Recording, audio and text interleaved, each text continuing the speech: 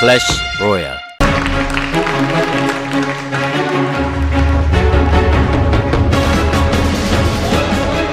Welcome back, guys, to the SSL here. It is all tied up once again as we come back from the commercial break. It's 2-2 this time between Dark and Classic. That is very true, and that means that it's very likely that we take these games all the way to a 7-game series. I know I would like that.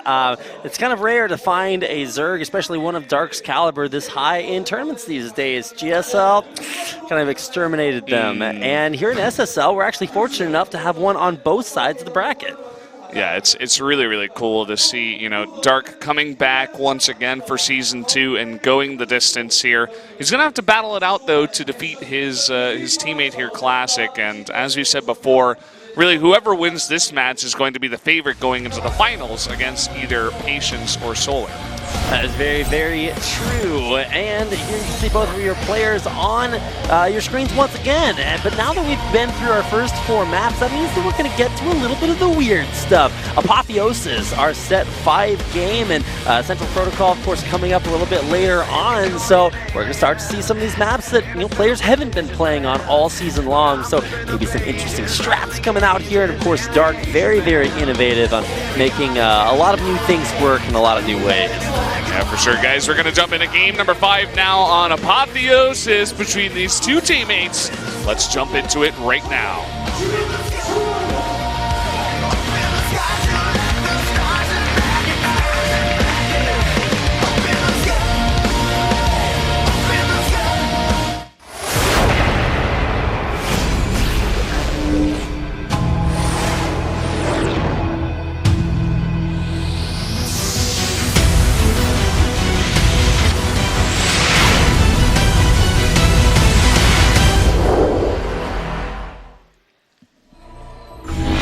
Here we are on Apotheosis, and this may be the first time we've seen this map at the SSL. Anyway, up in the top left, in the red, the Zerg player, it is Dark. Let's see what the fans have to say about Dark today. And of course, if you guys would like to say things about Dark, you can tweet at SPOTV_games. Let them know. So show us, Dark, that you can make it to the finals. Show us that you can win 2 championships in a row. See if you can. Down there in the blue, this is the Protoss player, Classic, teammate of Dark's. Let's go, Classic. In case you guys saw those like repeated characters, it's literally let's go. Go. And look at this. He's going to go for a Nexus first. Something we don't see very often, but you can get away on a map this large, that is very long. True. Kind of reminds me of Vonnie Research Station just by the style of it.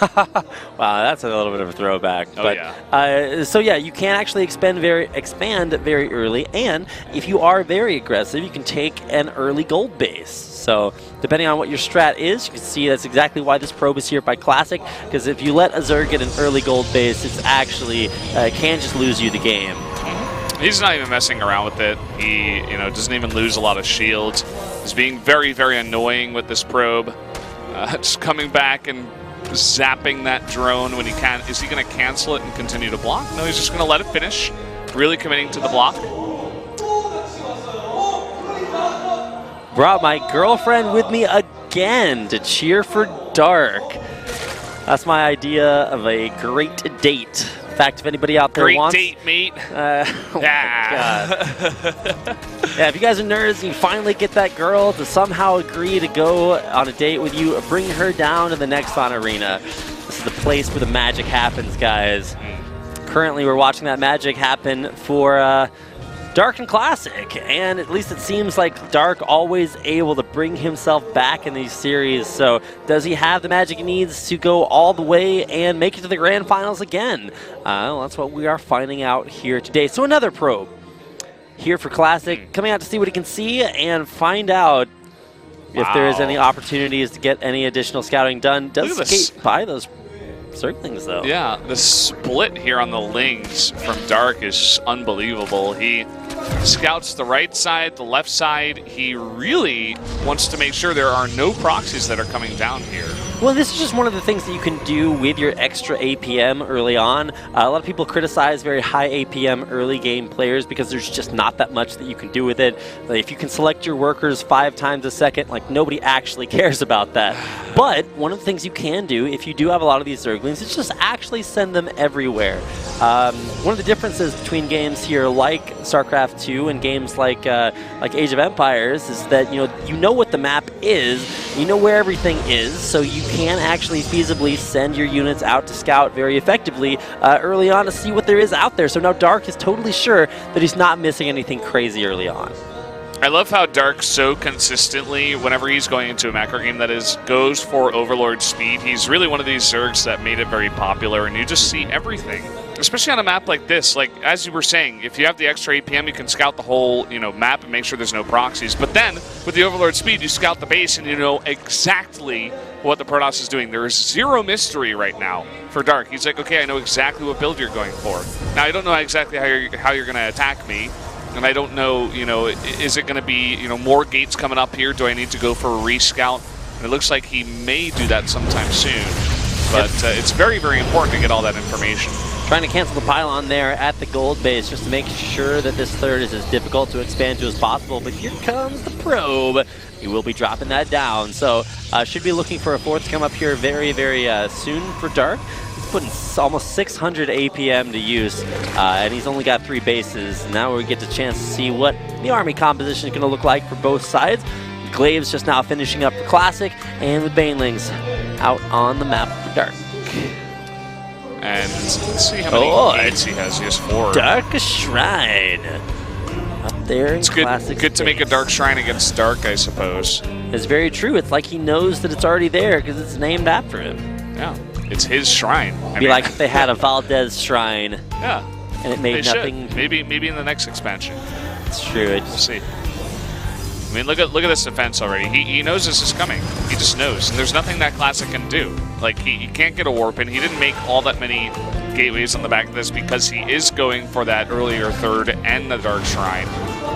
No, but at least he did force a lot of units from Dark. He did actually force those units out. And one of the things that I was talking about earlier with that third base being dropped down by Classic is that Dark should be looking for another base of his own. You always want to be at least a base up. Maybe go for a macro hatch, but we don't really see that much anymore. But that pressure being put on there by Classic at least shows him that A, Dark only has 3 bases, and B, it makes it a little bit more difficult, a little bit scarier for Dark to get out there and get another one. He's teching up though. Lair just now completing. Let's see what the next move is for Dark. Classic with a big gateway explosion. 6 more completing. Yeah, it's going to be 10 total. Something you could do on a map like this. It's going to make 4 DTs. Oh, man. And let me actually take a look. There is a Spore and a Spine at the third, but there's nothing at the natural. Nothing in the main, and there's a 4th base coming up on the right side, right near where those DTs are. Oh, man.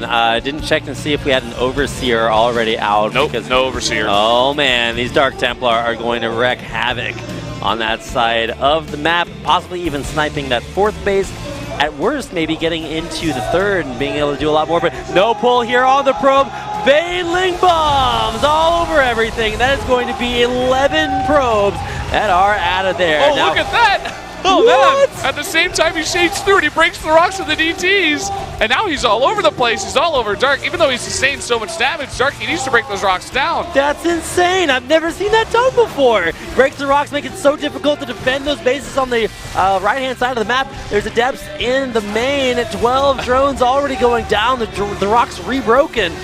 But now Dark has the daunting task of both defeating these Adepts that are in his base and defending against these 4 DTs in the front. Seems as if even if you can see the 4 DTs, they can still kill you. It doesn't really matter here. There is a couple of Overseers now, but he still hasn't cleaned up his main. He sustained a ton of damage at the natural, and there's this huge push at the front too. And making a bunch of Archons here as well. Baneling's rolling in, actually getting some decent hits there on the Adepts, but so few of them have actually died. I don't think there's enough Zerg here for Dark to defend with. Another huge warp in, and as you were saying, it just doesn't look like enough stuff. Another really, really nice split. I think Classic's done it with that really just sneaky maneuver. No, and so many drones are going to be dying there in the back. 11, 12 so far. and even this hatchery under threat of going down. There's not even anything here in the main. He could snipe some tech, perhaps, as those Adepts with Resident Glaze. More and more warp ends. Zerg just doesn't have as much production right now. That huge gateway swell is something that Dark, time and time again, actually twice so far this series, has just underestimated and hasn't had the production that he needs to keep up with it. This is just unbelievable. I think he's going to be able to do it. Shades on top of the units here. Dark down to 17 drones, the majority of them here at the gold base. He's not even mining. GG. Classic going to take game number 5. Wow. I mean, if the same strategy works multiple times, it appears. Throw down a bunch of gates, make sure they're not scouted, and overwhelm your opponent with way too many Adepts to deal with. I like how Classic came into that map. He voted it 7th. He didn't want to play on that map, but he came in with a plan, right? That was just so cool what he was doing, you know, adding in all the gates with the explosion from the gold base, but then the 4 DTs specifically to snipe the rocks as you shade through. That's unbelievable. I didn't even, awesome. I was expecting, okay, well, you have to sit there and hit the rocks for a while, and then all of a sudden they just like fall over, and you're just like, and the timing, too. It's like the Adepts just like did like a little slide underneath the rocks as they were coming down. It was like insane. Well, if your army is underneath there, they actually do take, I think it's 500 damage from the rocks falling on top of them, so you don't want to have that happen. And Classic just played that beautifully. Cut off Dark's army from being able to defend the right half of the map and got so much work done there. And then even after Dark was able to clear up all of those Adepts, he just didn't have enough to deal with those massive warp ins at his front. You know, I said a lot about Dark's ability to prepare for a best of 7 series, but Classic is actually proving to have prepared a little bit better, it seems. Like every map, he's got a different build, you know, just a different way of going about it. The first 2 were Stargates, the third one on Frozen Temple, he's going for an Immortal all-in. Now he's doing crazy stuff on Apotheosis. He's got just a new interesting thing coming out on every single map. Most interesting, of course, is that he plays Protoss, so of course doing very, very well. But Sparkling Zerg tears. That is very true. Dark has got some